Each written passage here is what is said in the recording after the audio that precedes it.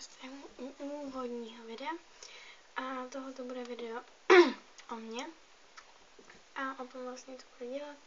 Občas díly budou failový, občas budou normální, ale tohle bude kosmetika trošku jinak. Normálně vám budu ukazovat nákupy, novinky, objevy a přešlapy, prázdné obaly nebo reprodukty. Značky to budou Essence, Miss Sporty, She, Maybelline, budu se snažit i Rimmel, ale nemám zatím ani novit.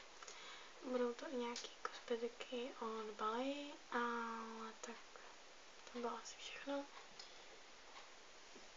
Něco o mě.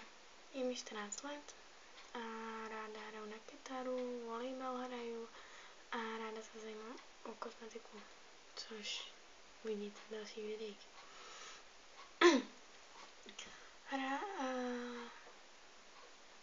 Miluju kosmetiku jen tak, jakoby kupuju si ji protože jakoby maluju se, ale ne každodenně, jen tak vždycky jenom tak řasenku, někdy stíny, většinou stíny a i řasenku, ale tak to uvidíte v následujících videích.